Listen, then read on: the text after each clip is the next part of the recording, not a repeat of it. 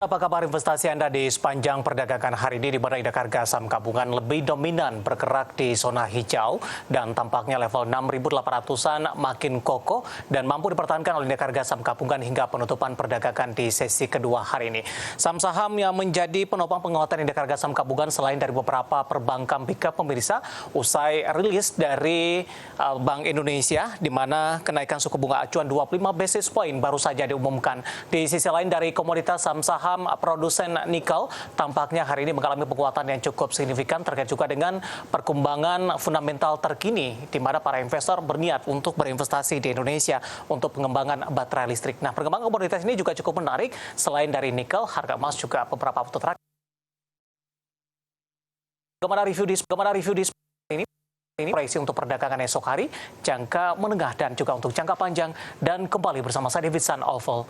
Inilah IDX Succession Close lengkapnya untuk Anda.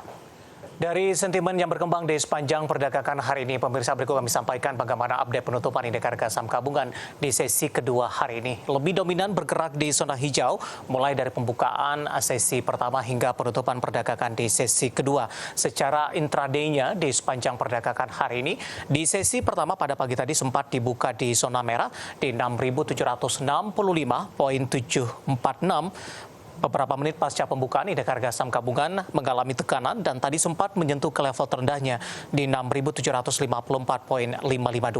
Namun posisi ini tidak berlangsung lama, kemudian indeks harga saham gabungan berbalik arah ke zona hijau, kemudian mengalami penguatan yang cukup signifikan.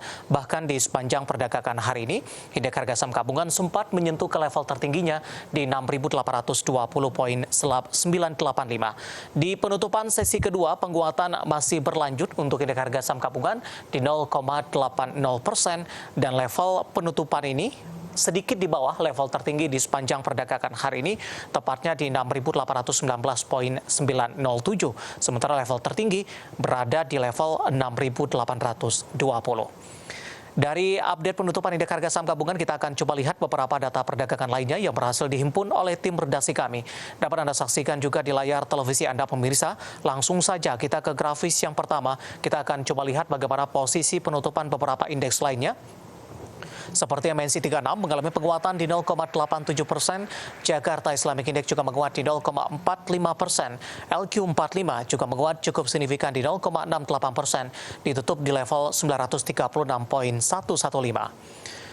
Bagaimana rotasi pergerakan sektoral di penutupan sesi kedua hari ini? Sektor industri memimpin penguatan di 2,23%, disusul oleh sektor energi juga menguat di 1,30% dan properti hari ini mencoba untuk bangkit dengan mengalami penguatan di 1,19%. Transportasi dan logistik tertekan di 0,12%. Selanjutnya kita akan coba lihat saham-saham yang mengalami penguatan signifikan yang masuk ke dalam deretan top gainer pemirsa.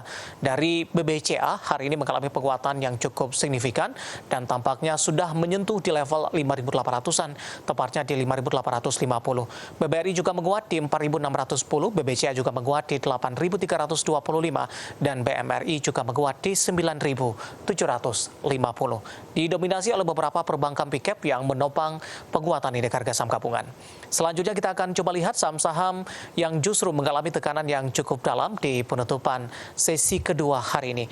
Ada Telkom pemirsa tertekan di 3.890, BSBK juga melemah di 129, Bank juga tertekan di 1.470 dan PRPT ditutup di zona merah berada di level 840. Dari update pasar domestik, kita beralih ke data terakhir dari beberapa bursa Asia yang berhasil dihimpun oleh tim redaksi kami sampai sore hari ini waktu Indonesia Barat. Di mana Nikkei melemah di 1,44% di 26.405,23, SIM melemah di 0,39% di 3.276,77, Kospi menguat di 0,51% di 2.380,34 dan Hang Seng melemah di 0,13% di level 21.650,08.